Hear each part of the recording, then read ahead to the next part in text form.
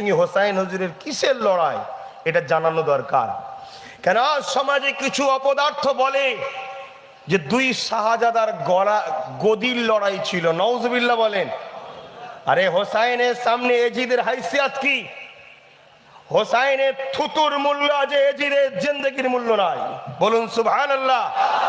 হোসাইনের জুতোর দাম আছে, এজিদের জিন্দেগির কোনো দাম নেই। জোরে বলুন সুবহানাল্লাহ। এজিদ আবার কিসের হোসাইনের সামনে শাহজাদা? আমি তোমাদের সামনে পীর সাহেব, হোসাইনের সামনে পীর সাহেব নাকি? এই হোসাইনের সামনে আমার কোনো অস্তিত্ব আছে? ওনার জুতো পাওয়ার উপযুক্ত আমি নয়, কিন্তু তোমাদের সামনে পীর সাহেব। এজিদ হোসাইন যারা সবার সামনে বলতে পারে আমি রাজা, আমি মাবিয়ার ছেলে, রাজার ছেলে, শাহিনশাহ, আমি শাহজাদা হতে পারে, কিন্তু হোসাইনের সামনে আর শাহজাদা হয় নাকি? ও তো একজন মালিক আর একজন চাকর। হোসাইন মালিক, এজিদ চাকর। কথা ঠিক না বেঠিক? মেথরের কাজ যদি হোসাইন দিত এজিদকে, এজিদের কপালটা খুলে যেত। কিন্তু হতভাগা লোভে পড়ে গেল। লোভ মানুষকে কত ক্ষতি করে দেখুন। আমি যে 25,000 সৈন্যবাহিনী যে সাহাবি নিয়ে এসেছিলেন, ওই সাহাবির ছেলে, তাকে এক জায়গার গভর্নরের একটা লিটার দেওয়া হয়েছিল, ওই এলাকার দায়িত্ব তোমার। দিয়ে বলেছিল কালকে হোসাইনের সঙ্গে যুদ্ধটাকে করে নাও, তারপরে ওখানে যাবে। ও লিটারটা নিয়ে ঘরে গেছে, নিজের আত্মীয়র সঙ্গে আলোচনা করেছে, আত্মীয়রা বুঝিয়েছে ওদের সঙ্গে লাগিসনি, ওদের সঙ্গে লাগলে তো দুনিয়া আখেরাত সব শেষ, তুই মরে যাবি, আখেরাত জাহান্নাম হবে। ও ঠান্ডা মাথায় চিন্তা করে ভেবেছে না আমি করব না। তাহলে পরের দিন এসে রাজদরবারে বলেছে যে আমি হোসাইনের বিরুদ্ধে লড়তে পারবো না। বলছে তাহলে ওই এলাকার দায়িত্ব পদটা ফিরিয়ে দাও। অমনি লোভে পড়ে গেল, না আমি যাবো লড়াই করতে। তাজও তোমাদের মধ্যে থেকে অনেকে যখন আমার বিরোধী করে, ঘরে ডেকে বাপ মা বুঝায় এই ওদের বিরোধী করিনি, ও ঠান্ডা মাথায় ভাবে করব না। ও প্রত্যেকে যখন বলে এলাকার পদটা কেড়ে নেবো, অমনি আবার বিরোধী শুরু করে। লোভ। তাই আমি ওই সকল ভাইদেরকে বলবো, লোভে পড়ুনি আমার সোনার ভাই। লোভে পড়ে তুমি বরবাদ হয়ে যাবে। তুমি দেখো আব্বাস সিদ্দিকীর মাকসাদটা কি। দূর থেকে হয়তো বুঝতে পারছো না, কাছে আসো না। আমি সব কথা মাইকে বলতে পারছি না, কাছে ডাকলে তোমাকে আমি খুলে বুঝাবো আরো যে আমি কি করতে চাইছি। তখন তুমি হয়তো আল্লাহ যদি হৃদায়ত কপালে রাখে, তুমি হৃদায়ত হয়ে যাবে। তো ইমামে হোসাইন এজিদকে মানল না, কারণ এজিদ হলো অন্যায়ের পক্ষে, ন্যায়ের বিরুদ্ধে। এজিদ সারাবি, এজিদের কথা কোনো যখন বলছি, আজকের দুনিয়ায় এরকম এজিদ মার্কা নেতা আছে না না একটু ভেবে দেখবে। তোমরা মিলাও, মিলিয়ে দেখো, যদি এরকম থাকে তাকে সাপোর্ট করবে আর বলবে আমি হোসাইনের পক্ষে, তুমি মুনাফেক ছাড়া দ্বিতীয় কিছু নয়। কিরকম এজিদ ছিল?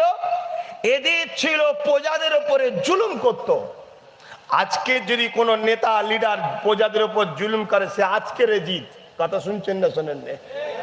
আর আজকের দিনে কেউ যদি তার থেকে মুখ ঘুরিয়ে নেয়, সেই হবে প্রকৃত আজকের দিনে হোসাইনিয়া, অর্থাৎ হোসাইনের গোলাম। জোরে বলুন সুবহানাল্লাহ। সে তো হোসাইনের সাথে জান্নাতে যাবে। এজিদ ছিল কি? সারাবি, শরাব পান করত। রাত্রিরে এজিদের দরবারে নাচ বসতো নারীদের, অর্ধ উলঙ্গরা নারীরা নাচত। আর এজিদের চালা চামটা মস্তান গুন্ডা বা এজিদের সব লাঠিয়াল বাহিনীরা মদ, খিঞ্জির, শোরের গোস্ত খেত আর নারীদের মদ দেখত, নারীদের দেহকে শোষণ করত। এটাই ছিল এজিদের চরিত্র। এজিদের সময়ে মাকে পর্যন্ত বিয়ে করেছে, এজিদের সময়ে মেয়েকে পর্যন্ত বিয়ে করেছে। এরকম আইন চালু করে দিয়েছিল এজিদ। রেপ, জেনা, ধর্ষণ, লুট, দাঙ্গা এজিদের নেতৃত্বে এসব চালু হয়ে গিয়েছিল। মানুষকে এজিদ বাঁচতে দেয়নি, গরিবদের উপরে জুলুম চলতো। এইরকম একটা অসভ্য, চরিত্রহীন জালিমের হাতে হোসাইন হাত মিলাইনি, হাতের হিফাজত করেছে। আর এই হাতের হিফাজত করতে গিয়ে ইমামে হোসাইনকে কতটা আল্লাহ পরীক্ষা করেছে, হোসাইনের হুজুরের উপরে কতটা দুনিয়া জালিমদের জুলুম হয়েছে ভেবে দেখুন। আর আমরা ইমামে হোসাইন হাত বাঁচাতে গিয়ে শের মুবারক কাটিয়ে দিয়েছে, আর আমরা সামান্য পেটের জন্য হাত তো দূরের কথা, ইমানটাকেও বিক্রি করে দিচ্ছি। এবারে আসেন ইমামে হোসাইন হাতটাকে বাঁচাবার জন্য, কেননা কিয়ামতের দিনে কে কার সঙ্গে ছিল, কে কাকে সাপোর্ট করেছিল। হাত যেমন মিলালো সাপোর্ট হয়, সুইচে টিপলো তেমন সাপোর্ট হয়। এই শুনছেন না? শোনেন? হ্যাঁ, ইসলামের ঘরের ছেলেদের বাঁচাবার জন্য বুঝাচ্ছি। অসুবিধা আছে তোমাদের? তোমাদের, আমার নেই। কানার কিবা রাত কিবা দিন, আমার দুনিয়ায় সব জায়গায় সমান। খাওয়ালো আল্লাহ তোমার, না খাওয়ালো আল্লাহ তোমার। কেন তোমায় ছেড়ে যাবো কোথায়? এই আছে কোনো জায়গা? তাহলে চালাক তো সে যে তার মালিকের কদরতি কদমে জীবনকে উৎসর্গ করে দিয়েছে, যে মালিক জীবনটাই তো আমার নয়, জীবনটা তো তুমি দিয়েছিলে। চালাক তো সে যে নিজে থেকে দিয়ে দেয়, দিয়ে দিলে মালিক যত্ন করে নিয়ে জান্নাতে রাখবে, আর যে দিতে চায় না তারটাও নেবে, নিয়ে জাহান্নামে ফেলে দেবে। শুনছেন তো?